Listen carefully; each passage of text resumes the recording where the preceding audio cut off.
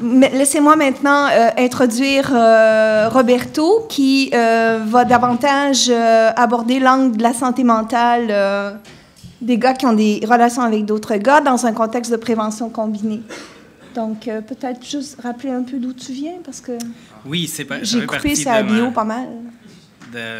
Je vais le dire rapidement. Roberto chez Max Ottawa. Donc, comment ça marche, ça?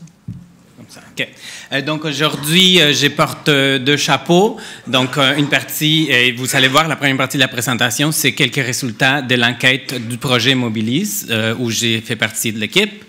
Et la deuxième partie, et ça fait lien avec ce que mes collègues viennent de parler, parce que c'est un lien avec l'accès aux services, plus particulièrement dans le cas que je vais mettre l'emphase sur la santé mentale, mais vous allez voir dans quelques diapos aussi les cas de la violence, par exemple. Et mon deuxième chapeau, c'est Max Ottawa. Donc, un merci à toute l'équipe à Montréal, Ottawa, Toronto et Vancouver, de l'équipe de Mobilise. Et Max, donc c'est un organisme communautaire à Ottawa. C'est par et pour les hommes qui ont des relations sexuelles avec d'autres hommes, ou comme nous, on aime dire les gars qui aiment les gars. Depuis 2002, il y a des membres de la communauté qui se sont impliqués, mais finalement incorporés il y a quelques années et financés depuis juste à peine 2 ans. On a parti la clinique de dépistage Gay Zone avec d'autres partenaires, donc Somerset West Community Health Center, Centertown Community Health Center, ACO, Ottawa Public Health. Puis, notre organisme, pour l'instant, on se concentre vraiment sur la santé mentale et la santé sociale. Donc, voilà, je vais commencer par les projets Mobilise, quelques résultats, puis à la fin, quelques idées, quelques pistes de solutions, dont l'exemple de ce qu'on est en train de faire chez Max, qui est un service de navigation en santé mentale. Donc, rapidement, ce que Joanne vient de mentionner, puis si vous étiez hier à la présentation Mobilise, donc c'est les syndemics, les syndémiques qui est au cœur du travail de Max, mais aussi de Mobilise. Donc, c'est l'approche très variée des stratégies pour la prévention combinée qui inclut la santé mentale et les dépendances. Et j'ai rajouté un point de communauté et d'équité. Donc, on parle beaucoup de 90-90-90, qui est dans pas mal tous ici dans la salle, on est pas mal engagés, mais dans l'utopie, on n'aimerait pas oublier les 10-10-10 parce que c'est souvent les plus marginalisés qui vont peut-être rester avec les nouvelles infections. Donc, on l'a au cœur dans la communauté de penser aux 10-10-10 aussi. Donc, Mobilise, brièvement, il y a plein d'activités avec les gars qui aiment les gars. Dans les 4 villes, dans des phases différentes. Ça a commencé à Montréal, mais maintenant, c'est dans les 4 villes qui font partie. Et au niveau structurel aussi, avec le fournisseur de services et le décideur. Tout ça pour augmenter la demande de services et pour que l'accès aux services soit optimal. Comme ça, on va augmenter l'utilisation des stratégies de prévention et on va arriver à réduire le VIH et à augmenter, améliorer la santé de nos communautés ainsi que la justice sociale. Donc, je vais présenter des données de l'enquête Mobilise. C'était des sommes de 18 ans et plus, c'était en ligne, c'était fait pour des gens qui fréquentent des services à Montréal. Le recrutement, c'était du mai 2016 à janvier 2017. Il y a eu 1028 répondants, dont 714 qui ont fini l'enquête jusqu'à la fin. Donc, en portrait rapide, vous pouvez voir l'âge des participants. Donc, ce que je veux surtout montrer avec ça, c'est que même s'il y a des données très, très riches, ça reste que c'est des gens qui ont répondu en ligne. Donc, on voit que c'est quand même un portrait assez éduqué, avec un bon revenu. Donc, ça reste qu'il nous manque des informations sur certaines communautés les plus vulnérables et les plus marginalisées dans nos communautés. Donc, juste garder ça en tête avec les résultats, que déjà, si il y a quelques données inquiétantes. Si on aurait pu réussir à avoir un peu plus d'hommes qui sont sur la rue, des hommes qui font du travail du sexe, des hommes qui consomment des substances, probablement ces données seraient encore plus inquiétantes. Au niveau de les statuts sérologiques aussi, on voit qu'il y avait un 16% qui est quand même représentatif dans nos communautés.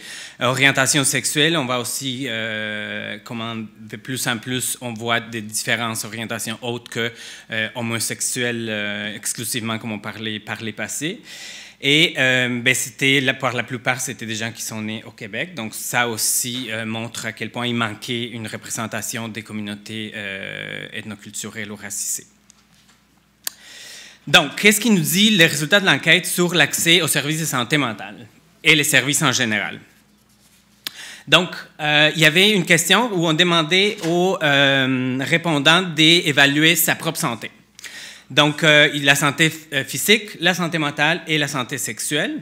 Puis, on voit que c'est au niveau de la santé mentale que les hommes s'auto-évaluent, ils rapportent au niveau plus élevé, que ce soit une santé mauvaise ou moyenne, comparativement à santé sexuelle ou à santé physique.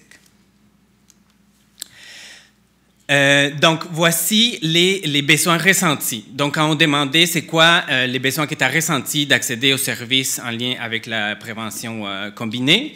Donc, on voit que le dépistage, c'est le service où on ressent un besoin le plus grand dans nos communautés, d'au moins par les répondants de l'enquête. Mais les deuxièmes, c'est santé mentale.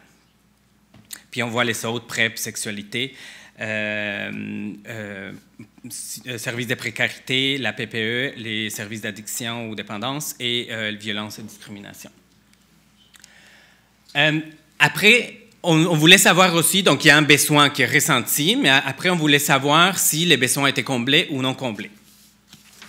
Donc, ce qu'on voit, c'est que, comme on peut voir dans la première colonne, c'est les besoins ressentis par plus que 10% des répondants.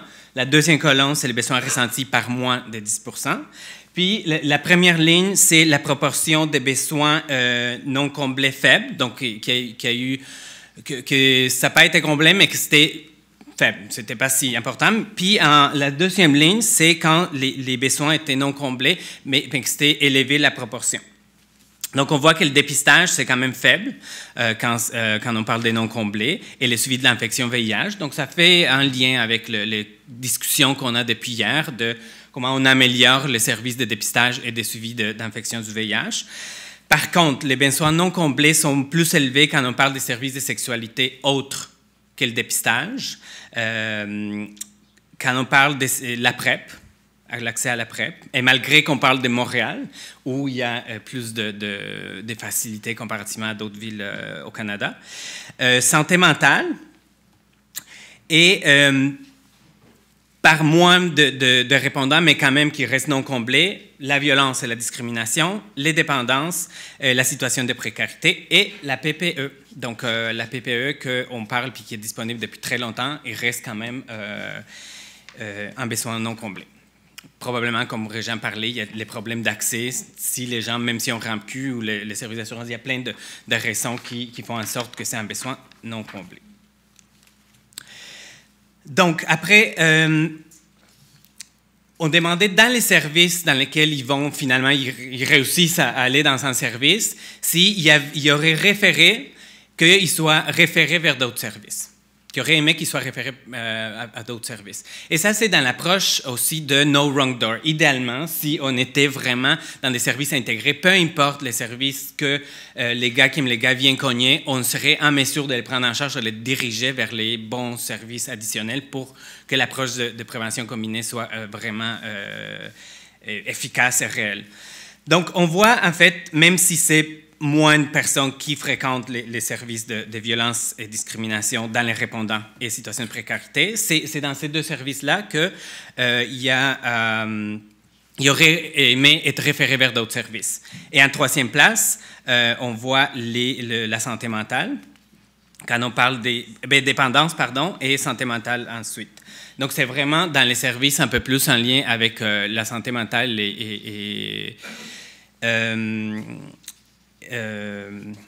comment on appelle ça en français? les déterminants sociaux de la santé. Quelque chose qui est intéressant, c'est que dépistage, c'est à la toute fin.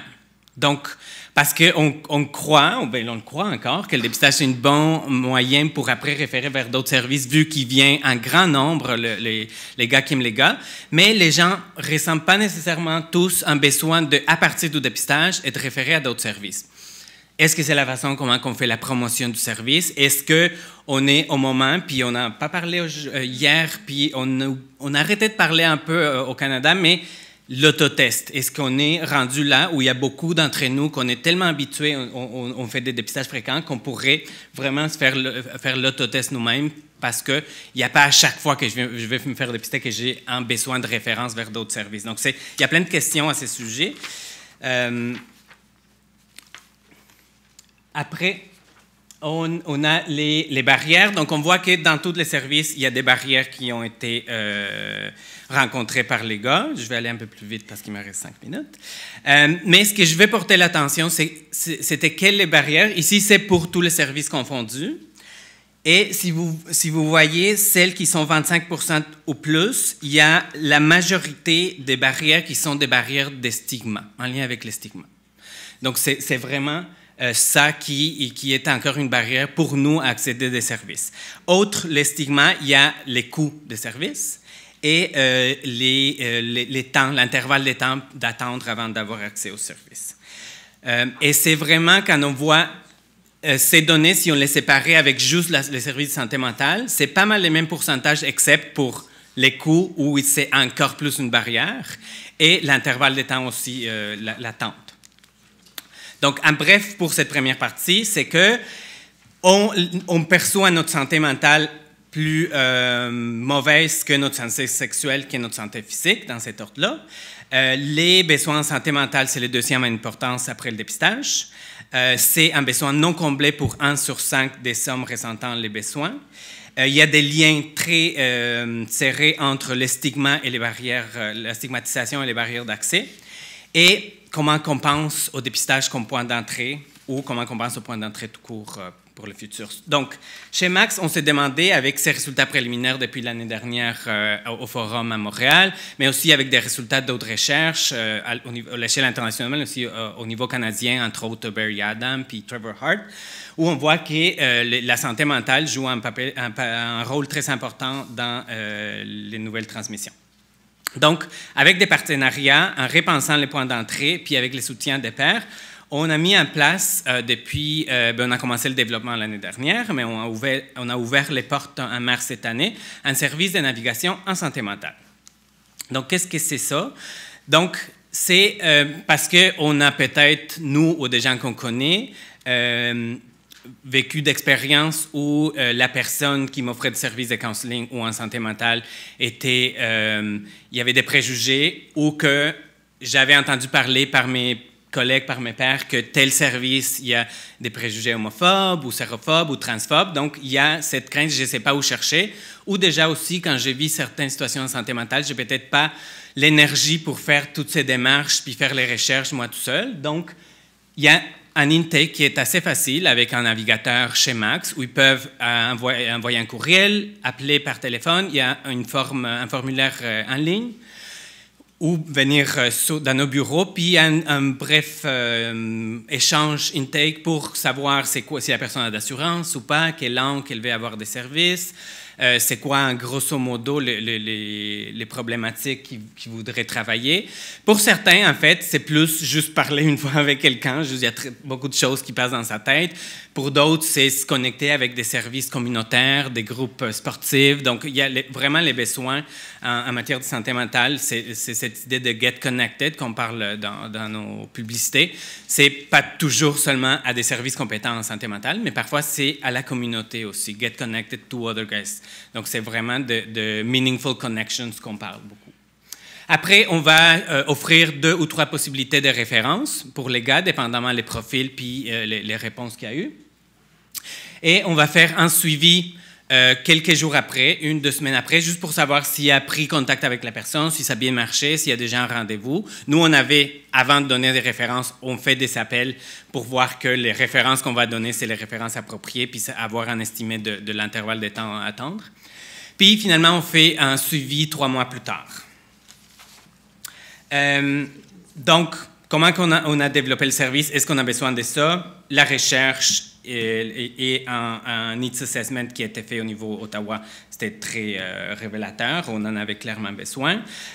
Ou qu'on va référer. Donc, on a fait une cartographie des services puis des rencontres individuelles avec les gens pour savoir qu'on était vraiment à l'aise de référer à ces services-là parce qu'on ne voulait pas non plus se tirer une balle dans le pied. Puis après, qu'est-ce qu'on va faire si on trouve des lacunes dans les services? Donc, on a mis en place une table de concertation en santé mentale des sommes GBT2Q où il y a plein de service providers, de fournisseurs de services, de décideurs, de chercheurs à Ottawa pour pouvoir adresser ces lacunes qu'on allait identifier ensemble. Donc, d'où l'importance du partenariat, comme Fred l'a mentionné. Mais il y a le rôle des pairs aussi. Donc ça, c'est une prochaine étape. On s'inspire beaucoup du grand travail qui est fait à HIM à Vancouver, par ACT à Toronto, par Réseau à Montréal, dans cette approche de santé globale.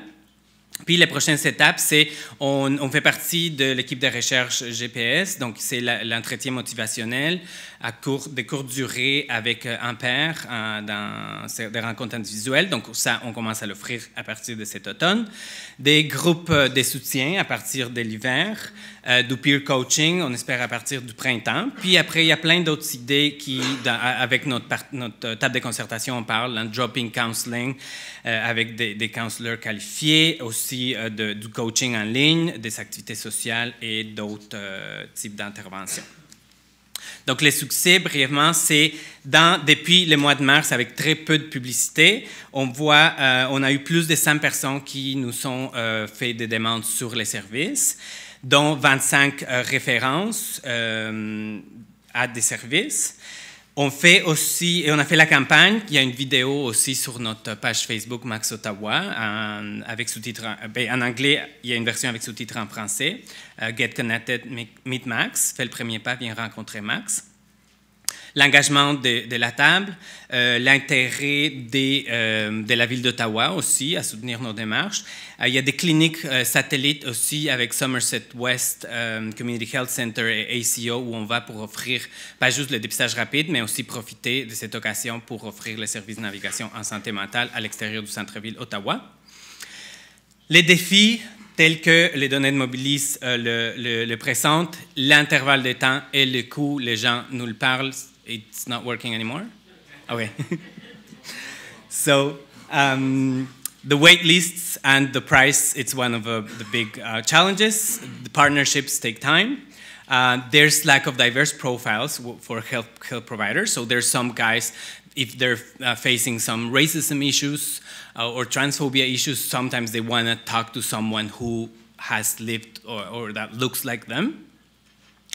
There's a lack of competent services for certain specific issues, like we saw at the Mobilis presentation yesterday, no specific addictions services for GBT2Q men in Ottawa.